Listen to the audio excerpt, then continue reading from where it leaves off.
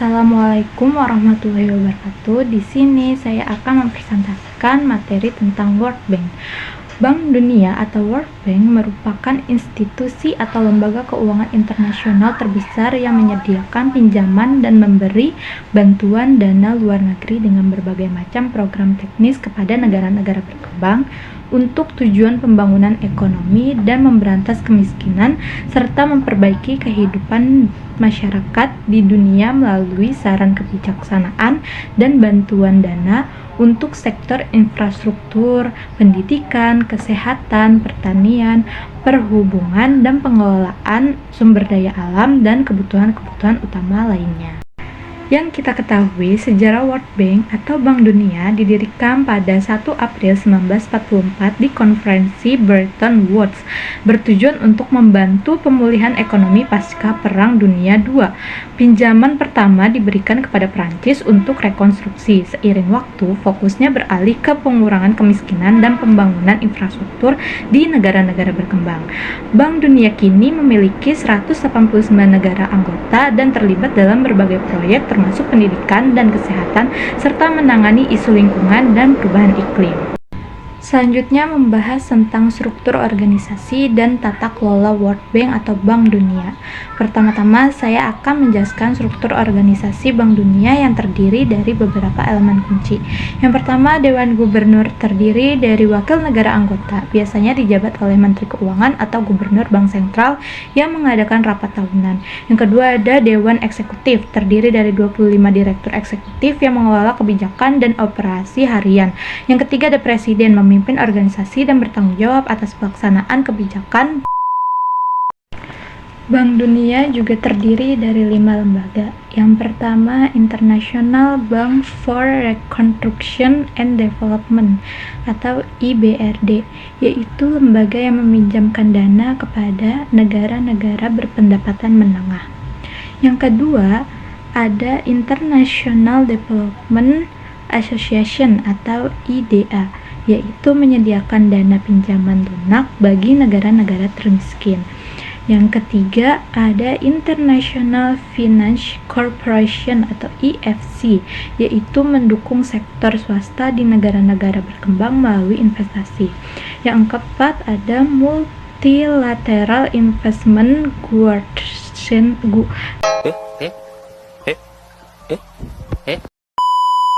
Yang keempat, Multilateral Investment Guarantee Agency atau MIGA, yaitu menyediakan jaminan terhadap resiko non-komersial bagi investor.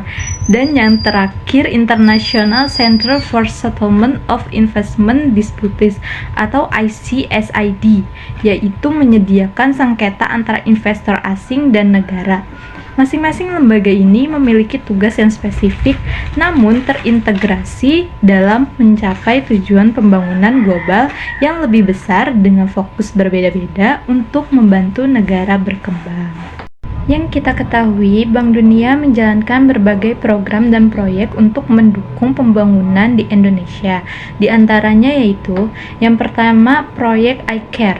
Dengan dana 100 juta US dollar, proyek ini bertujuan memperkuat rantai nilai pertanian dan meningkatkan kapasitas Kementerian Pertanian untuk mendukung petani kecil. Yang kedua, bantuan sosial COVID-19.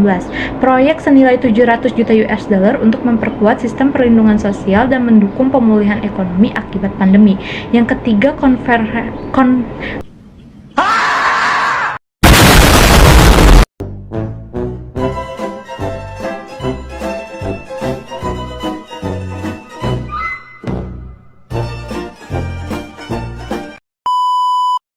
konservasi mangrove, proyek untuk rehabilitasi mangrove yang bertujuan meningkatkan ketahanan masyarakat pesisir dan mengurangi emisi karbon. Dan yang terakhir, program belanja pemerintah yang diresmikan pada 2023.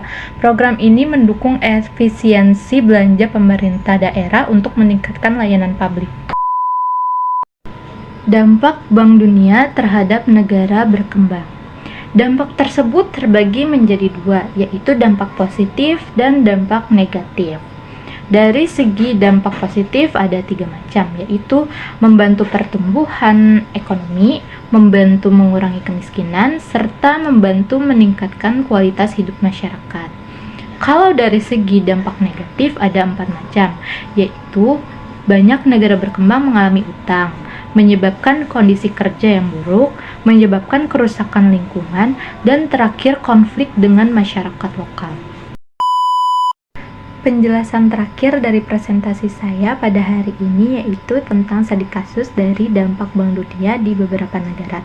Yang pertama, studi kasus di Indonesia, yaitu bantuan dari Bank Dunia telah membantu meningkatkan kualitas pendidikan dan infrastruktur di Indonesia. Namun, kebijakan dalam pengelolaan hutan telah dikritik karena kurang mempertimbangkan aspek ekologis dan sosial.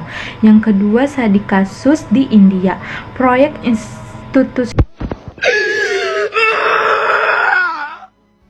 A few moments later. Yang kedua, studi kasus di India, proyek Institutional Development Knowledge and Policy for Climate Resilient Agriculture di India telah meningkatkan kemampuan institusi dan stakeholder dalam menghadapi perubahan iklim. Namun, kebijakan ini juga telah menghadapi tantangan dalam implementasi di lapangan.